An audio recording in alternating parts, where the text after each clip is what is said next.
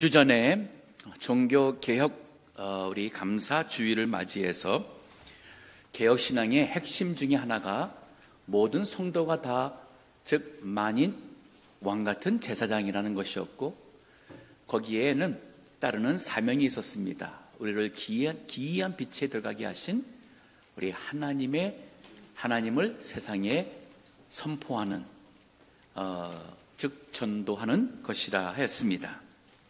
지난주에는 이 사상은 구약 때부터 하나님께서 하나님의 사람을 불러 파수꾼을 삼으셔서 우리에게는 다 파수꾼의 사명이 있음을 보았습니다.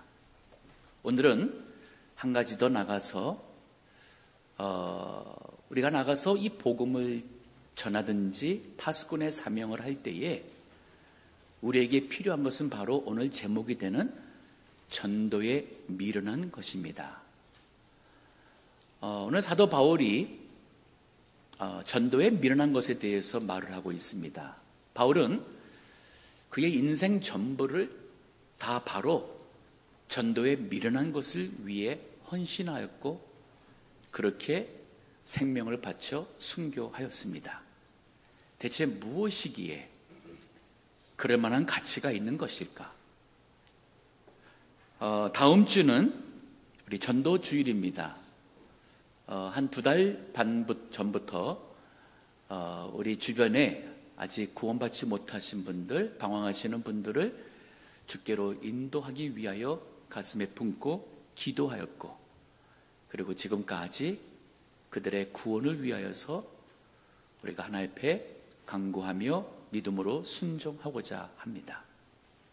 자, 오늘 본문이 우리에게 이제 다음 주를 위해서, 또 앞으로도 우리가 전도자의 삶을 위해서 필요한 바로 그 핵심을 말하고 있습니다. 자, 우리 모두가 다 전도를 통해서 진정 지혜롭고 하나님의 기쁨이 되는 그러한 삶을 살기 원합니다. 자, 그러면 전도에 미련한 것은 무엇일까? 오늘 본문과 그리고 그 문맥이 되는 18절에서부터 25절의 말씀을 보게 되면 거기에 4가지 우리에게 설명하고 있습니다. 첫 번째는 전도에 미련한 것이라는 것은 바로 전도의 그 내용이에요.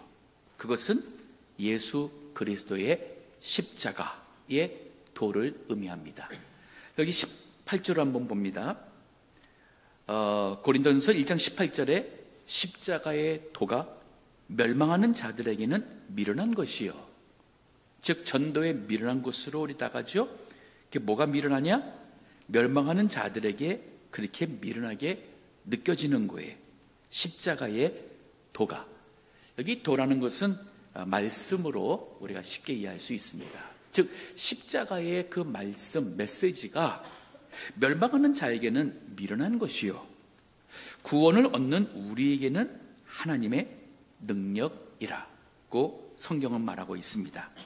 22절, 23절에도 보면은 좀 더 그 말씀을 설명합니다. 유대인은 표적을 구하고, 즉 유대인들이 기대했던 메시아 구세주는 세상적이고 정치적인 그러한 다윗, 솔로몬 같은 사람이었어요. 그러기에 그들은 뭔가 모든 사람들의 마음을 깜짝 놀라게 할 수 있는 그러한 능력의 소유자, 표적의 소유자로서 그들이 그들의 마음속에 그러한 분을 찾고 있었어요. 기다리고 있었어요. 근데 구세주 되신 예수님이 십자가에 죽으셨다니까 그는 우리가 원하는 메시아가 아니야 하고 십자가의 도를 거부했습니다. 그런가 하면은 헬라인은 지혜를 찾으나, 소위 당시의 지식층이라 하는 이 헬라 사람들은 여기 말하는 지혜, 소피아라고 하죠. 즉 헬라 철학에서 그들이 추구하는 가장 고상하고 그리고 그들이 추구하는 진리를 바로 이 소피아에서 찾으려고 했어요. 그들이 그 지혜를 찾았습니다.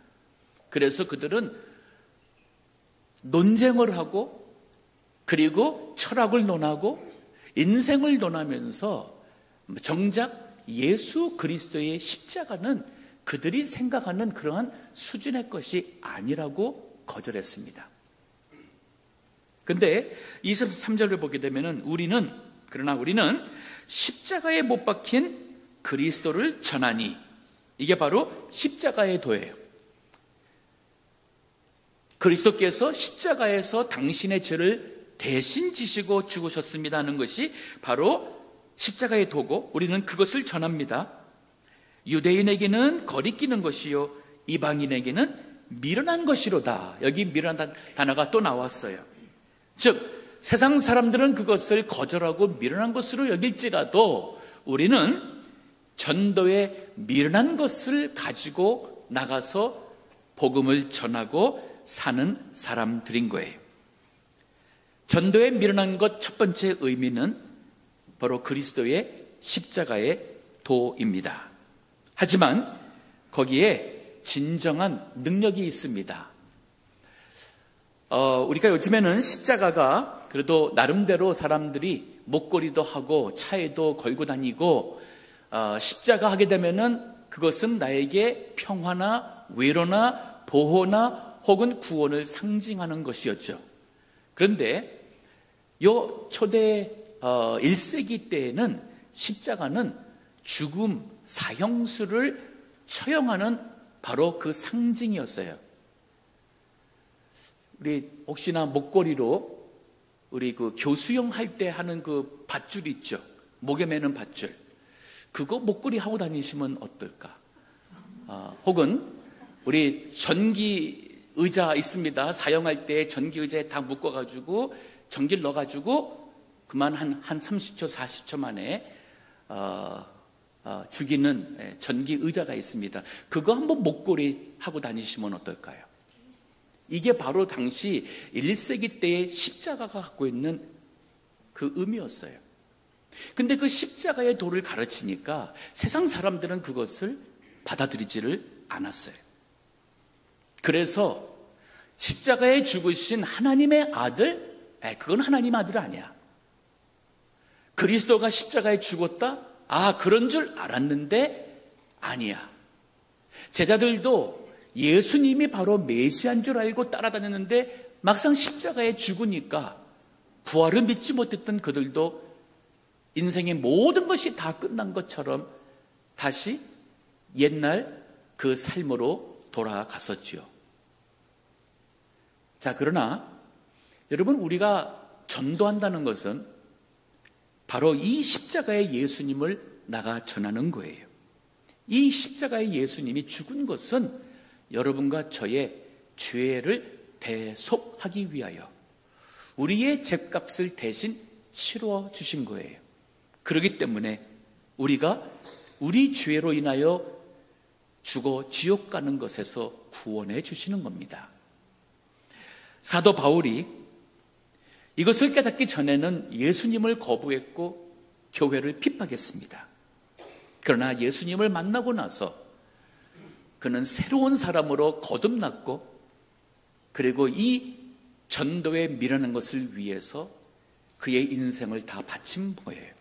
디모데전서 1장 13절에서 15절에 우리 바울의 고백입니다. 내가 전에는 회방자요, 핍박자요, 포행자였으나 도리어 긍휼을 입은 것은 내가 믿지 아니할 때에 알지 못하고 행하였음이라.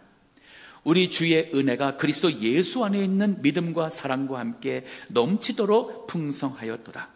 믿보다 모든 사람이 받을 만한 이 말이요, 그리스도 예수께서 죄인을 구원하시려고 세상에 임하였다 하였도다. 죄인 중에 내가 괴순이라. 자, 전도에 미련한 것의 첫 번째 의미는 그리스도의 십자가의 도를 말하는가 하면은, 하나 더 나가서 이게 바로 하나님이 세상을 구원하는 그 방법인 거예요. 하나님의 지혜였습니다. 오늘 본문의 19절을 다시 한번 봅니다. 이렇게 말합니다. 기록된 바 내가 지혜 있는 자들의, 이건 세상의 지혜입니다, 지혜를 멸하고 총명한 자들의 총명을 폐하리라. 세상에 지혜가 있고 총명하다고 생각하는 사람들, 유대인들은 그들이 하나님을 안다고 생각했고 성경을 안다고 생각했고 그들의 기준에서 그 구원자를 기다렸는데 십자가에 죽는 메시아는 아니기 때문에 거절했습니다. 헬라 사람들은 많이 배웠다고 지식을 논하고 철학을 논하고 학문을 논하는 사람들이 원했던 메시아는 그들보다 아마도 더 지적으로 뛰어난 분이었을지도 모르겠습니다. 근데 십자가에 죽었더니 그들은 부활도 믿지 못할 정뿐 아니라 십자가에 죽은 예수님을 거부했습니다. 자, 근데 하나님의 방법은 바로 우리의 구세주가 십자가에 죽으심으로 우리를 죄에서 구원하시는 이 하나님의 공의와 하나님의 사랑을 만족시키는 이 방법은 죄가 없으신 독생자 예수 그리스도께서 여러분과 저의 죄를 대신하여 죽는 것이 바로 하나님의 공의와 하나님의 사랑을 만족시키는 하나님의 방법이었어요. 이게 하나님의 지혜입니다. 계속 봅니다. 고린도전서 1장 20절에 지혜 있는 자가 어디 있느냐, 선비가 어디 있느냐, 이 세상의 변사가 어디 있느냐, 하나님께서 이 세상의 지혜를 미련케 하신 것이 아니냐. 즉, 이 하나님의 행하시는 것, 예수님이 우리를 구원하기 위하여, 여러분의 죄와 저의 죄를 구원하기 위하여 십자가에 대신 죽었다는 이 사실, 이것은 사실인데 이것은 세상적인 지혜로 다 헤아릴 수 없는 하나님의 지혜라는 것이에요. 보통 우리가 생각하는 것이 머리가 좋은 사람, 세상적으로 많이 배운 사람이라면 하나님에 대해서 좀 더 알고 그리고 종교에 대해서 논할 수 있다고 생각을 하는 경우가 많습니다. 근데 그렇지가 않습니다. 제가 어떤 주석에서 보았던 한 이야기예요. 알버트 아인슈타인 하면 다 아시죠? 우리 한국 분들도 아인슈타인은 천재 물리학자 그리고 과학자인 것 아십니다. 그가 과거에 대학교에서 교수할 때에 클래스 아인슈타인 교수의 학생들이 모여서는 내린 결론이 있었습니다. 그게 바로 뭐냐면 그들이 알고 있는 모든 지식에 근거하여서 하나님은 존재하지 않는다고 그들이 결론을 짓고는 그리고 아인슈타인 박사에게 어떻게 생각하냐고 물었어요. 그때 아인슈타인 박사가 한 얘기가 너희들이 지금 여기 있는 한 사람이 아니라 너희들 각 사람이 아는 모든 지식을 다 합친다면 과연 이 세상에 있는 모든 지식에 얼마 정도 안다고 생각하느냐. 학생들이 다시 또 모여서 얘기를 했어요. 그리고는 그들이 아인슈타인 박사에게 와서 하는 얘기가 한 5% 정도 이 세상에 있는 인간이 알 수 있는 모든 지식의 한 5%는 알지 않을까요? 라고 얘기했어요. 그러니까 아인슈타인 박사가 뭐라고 대답했냐면 아주 넉넉하게 관용하게 너희들이 안다고 말한 것 같구나 하면서 그렇다면 너희들이 알지 못한다고 하는 이 세상에 있는 95%의 지식 속에 하나님이 있다고 생각할 수는 없겠느냐? 이 말이 뭐예요? 아인슈타인 박사 밑에서 공부하는 그래도 젊은 지식층이라 하는 그 많은 학생들이 아는 모든 지식을 다 더해서 그것이 세상의 모든 지식의 한 5%가 된다 할 때에 그 5% 아는 것에서 내린 결론은 하나님은 존재하지 않는다고 할 때에 아인슈타인 박사는 그러면 너희들이 알지 못하는 95%의 그 지식 속에 그 지식을 갖는다면 하나님이 존재한다고 인간이 알 수 있는 것은 아니겠느냐. 실제로 아인슈타인 그 박사는 기독교인이까지는 우리가 모르겠지만은 그가 아는 모든 지식에서 내린 결론이 신적인 존재를 믿었어요. 전능하신 신적인 존재를 믿었습니다. 그러기에 여기 25절을 보세요. 하나님의 미련한 것이 사람보다 지혜 있고 하나님의 약한 것이 사람보다 강하니라. 여기 하는 얘기가 그거예요. 대체 지혜 있는 자가 어디 있으며 또 선비가 어디 있느냐? 이 시대에 변사가 어디 있느냐? 많은 사람들이 하나님에 대해서 이러쿵저러쿵 하나님의 말씀 성경에 대해서 믿을 만하니 믿지 못할 만하니 이거는 과학적으로 이성적으로 받을 수 없느니 우리 얼마나 인간들이 합니까? 이거 얼마나 우습고 얼마나 하나님 보실 때에 얼마나 한심할까요? 우리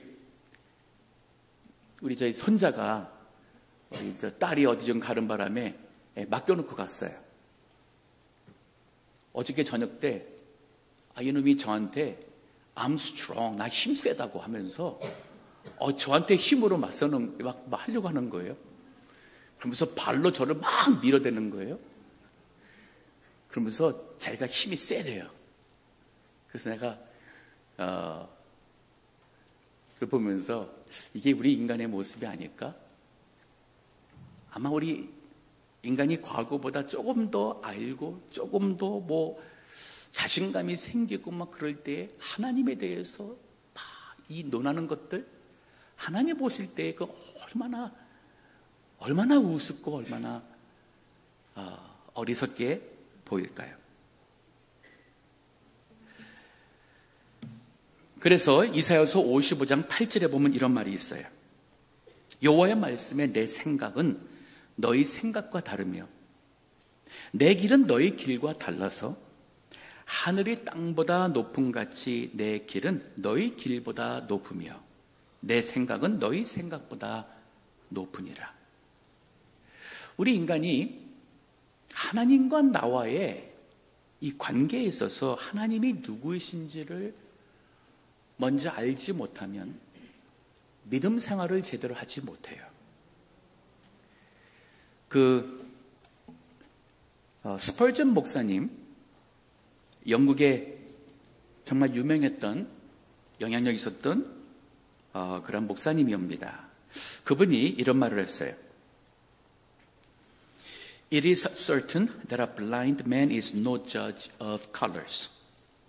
즉 시각을 장애가 있는 소위 소경은 색깔을 분별하는 이 판단, 재판관이 될 수가 없다. A deaf man is no judge of sound.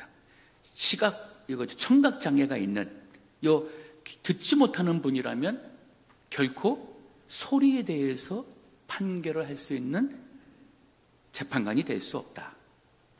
And a man who has never been quickened into spiritual life can have no judgment as to spiritual things. 그렇다면은 영적인 세계에 들어가 본 적이 없는 사람이라면 결코 영적인 것에 대해서 판단할 수가 없다는 거예요. 하나님을 만나본 적도 없는 사람이 어떻게 감히 하나님이 이렇군저렇군 말할 수가 있어요? 그거는 본인이 생각하는 본인의 머릿속에 있는 어떠한 신적인 그 존재의 하나의 모습인 것이지 그게 우주를 만드신 참 조물주 하나님이 아닌 거예요. 본인이 생각하고 본인이 원하는 신이라는 그런 신을 가지고 그런 신이라면 내가 믿겠다. 그런 신이라면 내가 따라가겠다. 그런데 그 하나님이 거룩하고 그 하나님이 나에게 이렇게 하지 말라고 그러고 저렇게 하라고 그러고 이렇게 한다 그러면은 나 그 하나님 너무 부담스러워 싫다. 그런 사람은 사실 그런 참 하나님을 만나본 적이 없는 분이에요. 그런데 어떻게 감히 그런 인간이 하나님에 대해서 논하고 신이 계시는지 안 계시는지 말할 수가 있습니까? 그러니까 그런 사람들은 자신이 똑똑하다고 생각하지만은 그 똑똑한 것이 바로 자신에게 있어서의 어리석음과 미련한 거예요. 우리 하나님의 미련한 것, 십자가에 그 아들을 죽인 것이 얼마나 미련하게 보일 수 있습니다만은, 그러나 십자가에 있는 그 예수님은 우리 사람보다 더 지혜롭고 하나님의 약한 것이 사람보다 강한 것입니다.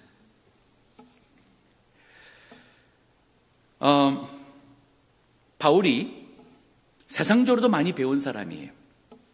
정말 많이 배운 사람이지만 바울이 고린도 교회에 선교하러 갈 때에 마음의 결심을 합니다.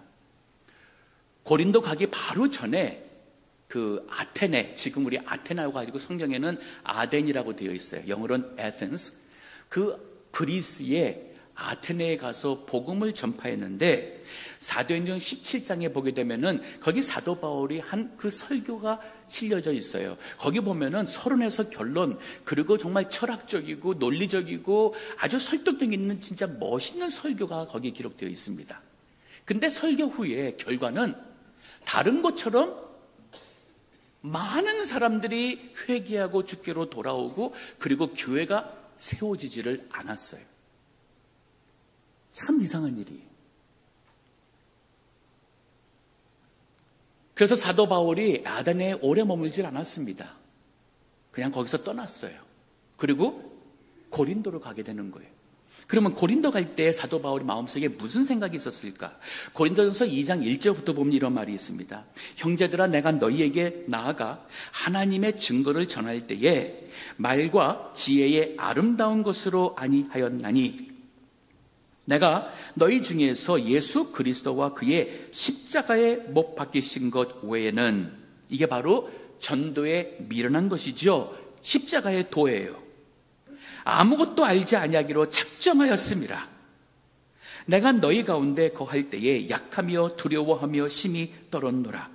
내 말과 내 전도함이 지혜에 권하는 말로 하지 아니하고 다만 성령의 나타남과 능력으로 하여 너희 믿음이 사람의 지혜에 있지 아니하고 다만 하나님의 능력에 있게 하려 하였노라.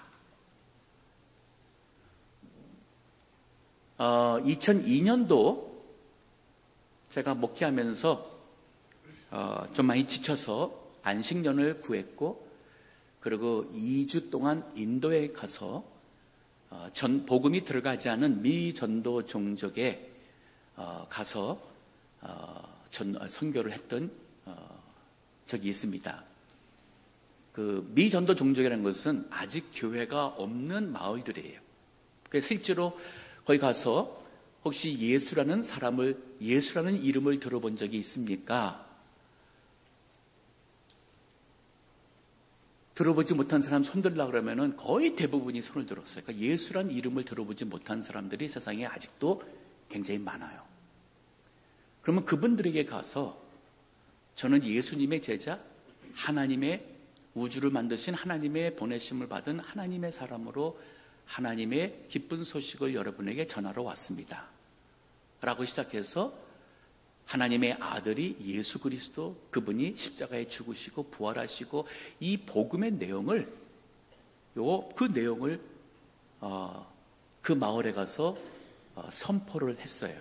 하루에 한 5군데, 6군데를 다니면서 아직 복음이 들어가지 않은 그런 마을들에 가서 그 일을 했었습니다. 근데 그것을 하루 이틀 하고 보니까 이거 같은 그 내용의 설교를 여러 번 하다 보니까 이게 좀 더 익숙해졌죠. 그래서 편안하게 설교를 할 수 있었어요. 그런데 똑같은 메시지인데 어느 날 한 이틀째인가 3일째 똑같은 메시지를 전했는데 이 예수님을 여러분 영접하실 분 손들어 보려니까 손을 드는 사람이 없는 거예요.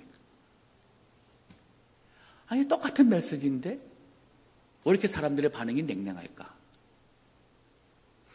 다음 마을로 가는 길에 차 안에서 낙심도 되고 혼란도 스럽고 자신감도 없고 아주 마음속에 답답함 속에 하나님 앞에 참으로 연약한 저의 모습을 고백하며 간절히 기도했어요.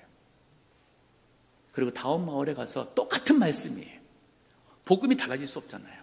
같은 말씀인데도 불구하고 주님을 온전히 의지하고 전했는데, 예수님을 믿으실 분 손들라는데 뭐 거의 대부분 사람들이 손을 드는 거예요.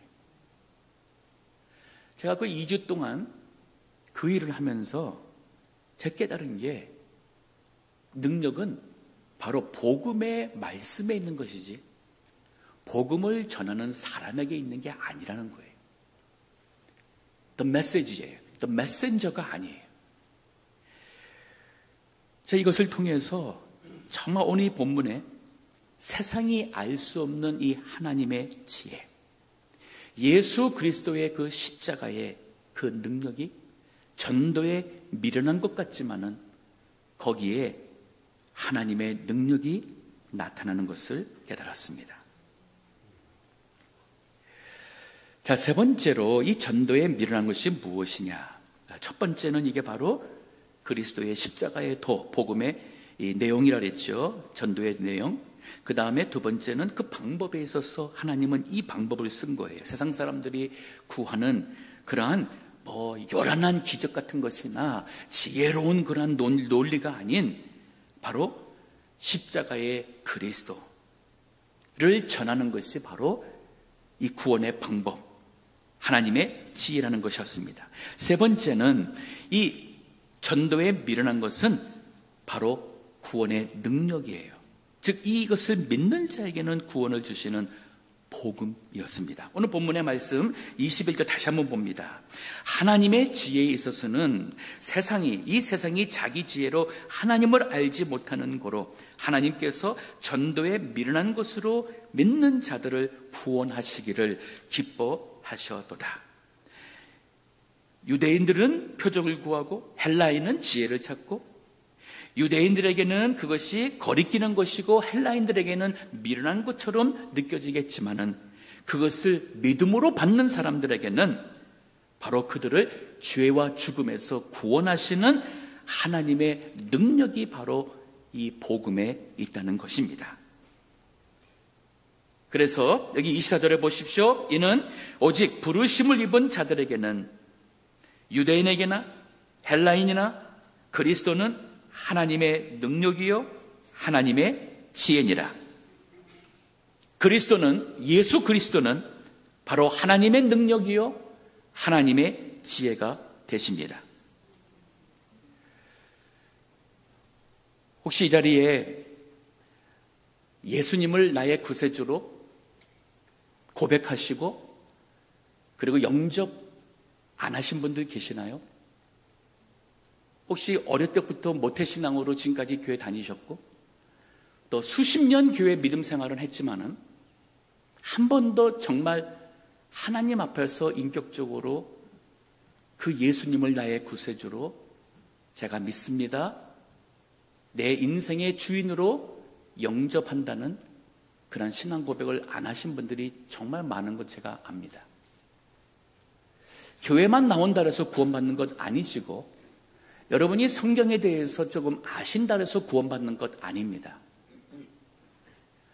그렇기 때문에 이 구원의 은혜를 모르기 때문에 전도하는 것이 정말 너무 두렵고 전도하는 것이 부담스러워서 한 번도 여태까지 그 누군가에게 예수 믿으라는 말을 안 해보신 분들이 여기 많이 있는 것 제가 압니다. 여러분 구원 어떻게 받습니까? 로마서 10장 9절에 보면 이렇게 말합니다. 네가 만일 네 입으로 예수를 주로 시인하며, 이 말은 뭐냐면 예수님은 저의 주인이십니다 라고 시인하는 거예요. 또 하나님께서 그를 죽은 자 가운데서, 즉 십자가에 나의 죄를 위하여 죽으셨지만은 그 죽은 자 가운데서 살린 것을 네 마음에 믿으면 구원을 얻으리니. 예수님이 십자가에 나의 죄를 위해 죽으시고 구원하신 것을 믿으십니까? 믿으십니까? 그리고 예수님이 나의 구세주라고 고백하십니까? 그러면 구원받을 수 있습니다. 자, 그런데 11절 보십시오. 성경에 이르되 누구든지 저를 믿는 자는 부끄러움을 당하지 아니하리라 하니 유대인이나 헬라인이나 차별이 없음이라 한 주께서 모든 사람의 주가 되사 저를 부르는 모든 사람에게 부여하시도다. 누구든지 주의 이름을 부르는 자는 구원을 얻으리라.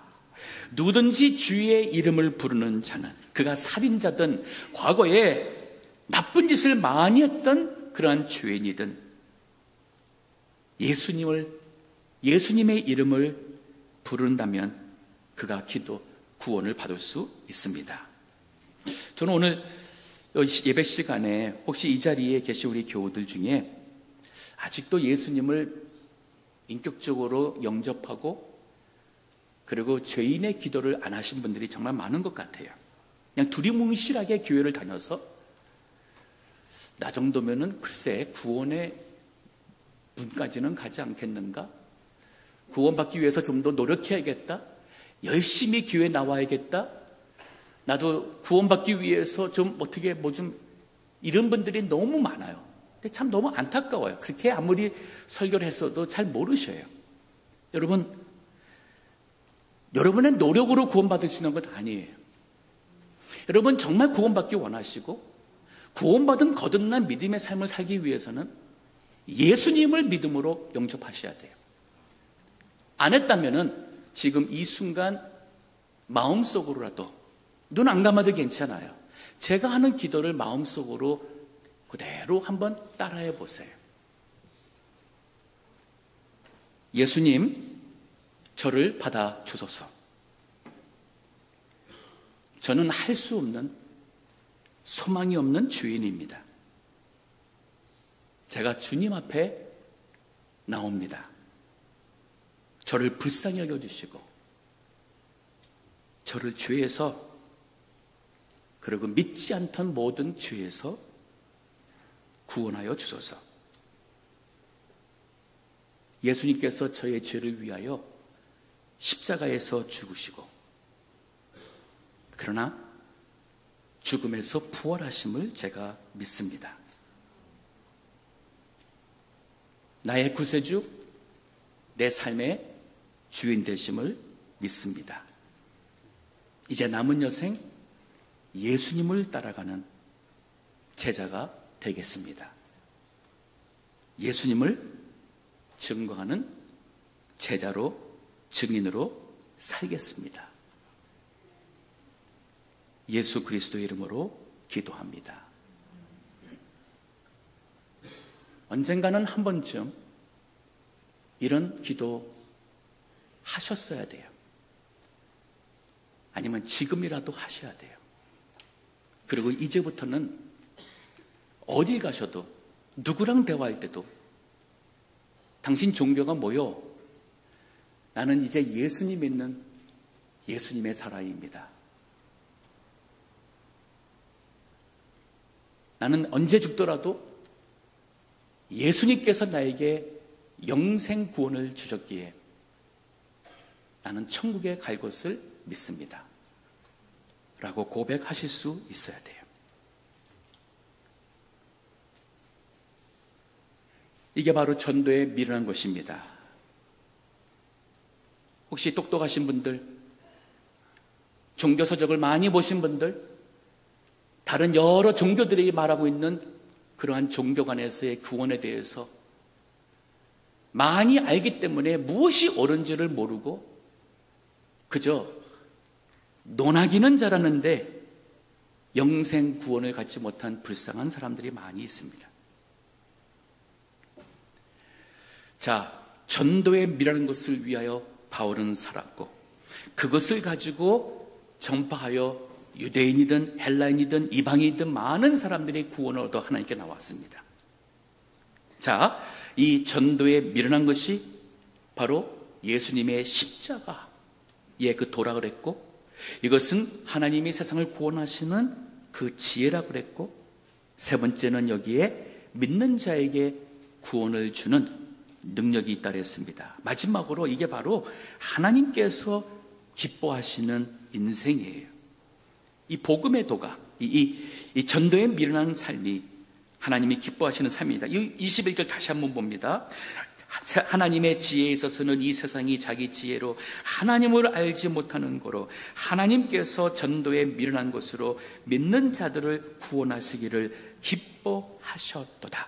하나님이 기뻐하신 일이 뭐냐면 바로 이 전도에 미련한 것으로 세상 사람들을 구원하는 것을 기뻐하신다고 그랬습니다.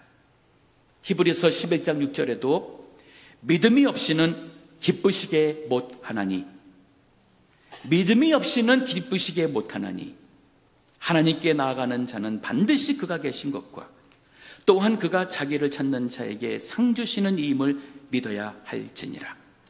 즉 하나님이 기뻐하시는 일을 위해 내가 살기를 원할 때에 그 믿음이 뭐냐? 하나님은 반드시 계시다. 즉 하나님은 살아계시다. 살아계신 하나님 무엇 하십니까? 하나님은 우리를 판단하시고 상을 주시는 분이에요. 특별히 하나님을 찾는 자에게 상을 주시는 이름을 믿는 사람이 진정 복을 받는 사람이에요. 여러분, 자신을 위해, 자신의 기쁨을 위해 사십니까? 하나님의 기쁨을 위해 사십니까? 우리 교우들 중에 저희 교회 심우 권사 중에 도박을 좋아하시는 분이 있다는 소식을 제가 며칠 전에 들었어요. 제가 이렇게 공개적으로 경고합니다. 권사직을 내려놓든지 세상에 좋아하는 그런 것 버리세요. 저는 그 말 들었을 때 너무 부끄러웠어요. 내가 왜 그런 분을 우리 교회에서 권사로 세웠지? 하나님을 기쁘시게 하는 삶을 모르기 때문에 세상의 기쁨이나 그런 것에 이렇게 살아가는 모습이 너무 가슴이 아픕니다. 여러분, 다 지나갑니다. 정말 아무것도 아니에요. 죽음 앞에서는 죽음 후에 있을 그 세계에 대한 두려움, 인간 다 갖고 있어요. 하지만 우리는 예수님 믿어서 죽음 후에 천국을 우리는 소망하고 있고 당당히 갈 수 있는 우리 하나님의 은혜를 받은 사람들이잖아요. 그렇다면 우리가 이 하나님이 주신 은혜를 어떻게 내가 살아갈까? 여러분, 주님 위해서 살아갈 때에 이 세상이 주지 못하는 기쁨이 있습니다. 여러분, 혹시 그 도박 좋아하시는 그분 11조 생활 해보세요. 11조 생활을 1년만 해보세요. 도박해서 얻는 기쁨보다 내가 하나님께 물질을 바르게 사용할 때에 하나님이 나에게 어떠한 복을 주시고 물질을 가지고 살아가는 나의 인생이 어떻게 달라지는 것을 보여주는 것을 깨달을 때에 그것이 진정 축복이고 행복인 것을 알 거예요. 그런 걸 안 하고 구제할 줄도 모르고 선을 베풀 줄도 모르고 하나님의 나라 위해서 쓸 줄도 모르고 선교회라든지 이거 안 하고 다 나를 기쁘기 위해서 살다 보니까 모든 것을 나를 위해 있는 것을 생각하다 보니까 그리고 그것이 안 찾으니까 아니 더 원하니까 도박을 하게 되고 세상적인 하는 것 얼마나 불쌍한 인생이에요. 믿는 자의 삶이 아닌 거예요. 하지만 하나님의 말씀대로 살아보면요, 이 세상이 주지 못하는 그러한 진정한 기쁨을 알게 됩니다. 우리 하나님이 기뻐하시는 인생은 영혼을 살리는 겁니다. 영혼을 살리는 이 전도에 미련한 것으로 이 세상을 구원하고 우리 주변에 있는 사랑하는 모든 이들이 다 하나님 나라 백성이 되게 하는 이 축복에 우리 모두가 다 이제 다음 주 전도주의를 위해서 우리 최소한 와보라. 예수님의 제자들이 예수님을 만나고 다른 사람 만났을 때 와보라. 그 예수님께 그들도 와서 구원의 은혜를 누릴 수 있도록 했던 그 기쁨과 그 복을 우리 모두가 다 누릴 수 있는 동부교회 되시기를 주의 이름으로 축원합니다.